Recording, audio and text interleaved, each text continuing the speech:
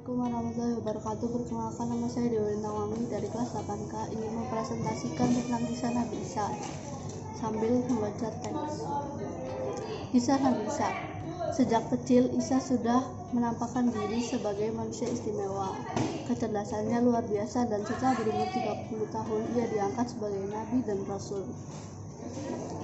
Sebelum itu, telah diajarkan kepadanya Taurat dan Injil. Dengan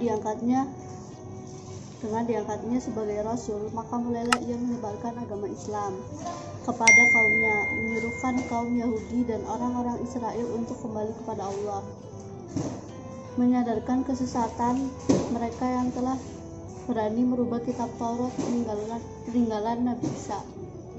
Kabar tentang datangnya Nabi akhir zaman. Salah satu ajaran Nabi Isa adalah kabar tentang adanya Nabi sesudahnya, yaitu Muhammad.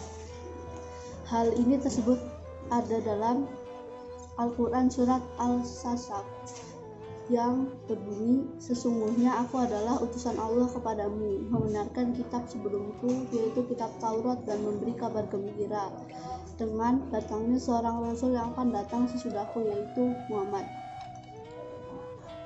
Pengikut Nabi Isa. Hawariyun adalah para sahabat Nabi Isa dan murid-murid yang dekat. Mereka inilah yang meneruskan dan menyebarkan ajaran Nabi Isa kepada kaumnya. Mukjizat Nabi Isa alaihissalam. Kedatangan Nabi Isa dengan ajarannya yang bersih dan benar telah membuat tokoh-tokoh agama dari kalangan rahib Bani Israel terancam kedudukannya. Maka mereka minta bukti kebenaran beliau selaku utusan Allah. Maka Allah memberikan mukjizat kepada Nabi Isa untuk menguatkan ajarannya, antara lain Nabi Isa membuat mainan burung dari tanah liat.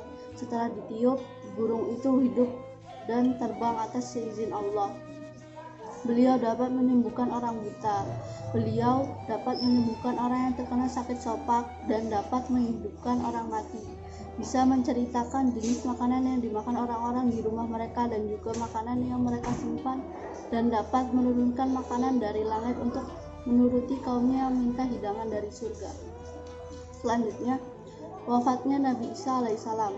Pemerintah Romawi tidak menyukai kehadiran Nabi Isa yang dianggap membahayakan imperium mereka. Mereka bermaksud untuk membunuh Nabi Isa mereka bermaksud untuk membunuh Nabi Isa.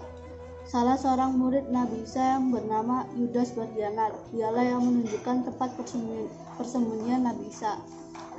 Tetapi Allah melindungi Nabi Isa. Beliau diangkat ke langit, sedangkan Yudas yang berkhianat itu diserupakan wajah dan penampilannya seperti Nabi Isa. Maka Yudaslah yang ditangkap dan disalib tentara Romawi. Menurut hadis sahih, Nabi Isa akan diturunkan ke dunia lagi menjelang hari kiamat. Segitu aja presentasinya tentang kisah Nabi Isa. Mohon maaf bila ada salah dan kekurangan. Wassalamualaikum warahmatullahi wabarakatuh.